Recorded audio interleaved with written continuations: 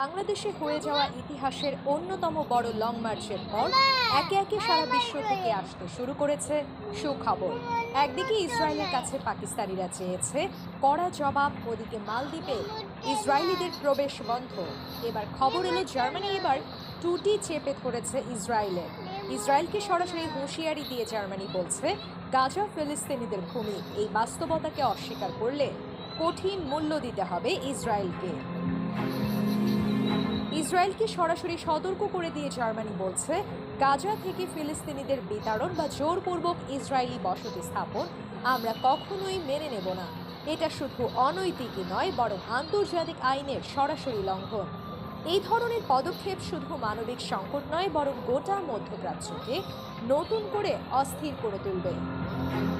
German পররাষ্ট্রমন্ত্রী স্পষ্ট জানিয়ে দিলেন, যদি কেউ গাজার জনগণের অস্তিত্ব, তাদের অধিকারের বৈধতা নিয়ে প্রশ্ন তোলে, তাহলে সেটি শুধু মানবিক অবজ্ঞাই নয়, বরং পুরো ইউরোপীয় অবস্থানের সঙ্গে সাংঘর্ষিক।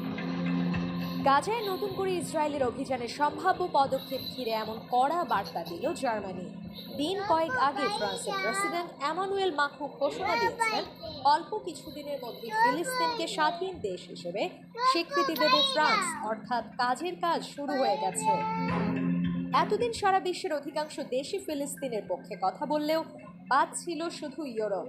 যুক্তরাষ্ট্রের চোখ রাঙানিতে তারা মানবতার পক্ষে থাকার সাহস করেনি। কিন্তু আমেরিকার যেন গেছে দিন ভালো, আসছে দিন খারাপ। ইউক্রেন সহ বিভিন্ন ইস্যুতে ইউরোপ যেন ট্রাম্পের সৎ ভাই। ইউরোপও সেটা বুঝতে পেরে একলা চলনীতিতে চলতে যাচ্ছে। একে একে মুখ খুলছে ইসরায়েলি অবিচারের বিরুদ্ধে। এর আগে ফিলিস্তিনকে স্বাধীন রাষ্ট্র হিসেবে স্বীকৃতি দেওয়ার ঘোষণা দিয়েছেন ফরাসি প্রেসিডেন্ট ইমানুয়েল ম্যাক্রো। ফ্রান্সের এমন সাহসী ও যুগান্তকারী সিদ্ধান্ত শুধু মধ্যপ্রাচ্যের রাজনীতিকে নয়, নাড়িয়ে দিয়েছে পুরো বিশ্ব কূটনীতিকে। বিশ্লেষকদের মতে জার্মানির এই সরাসরি হুঁশিয়ারি এবার ইসরায়েল ফিলিস্তিন সংকটের কূটনৈতিক ভারসাম্যকেও নাড়িয়ে দেবে।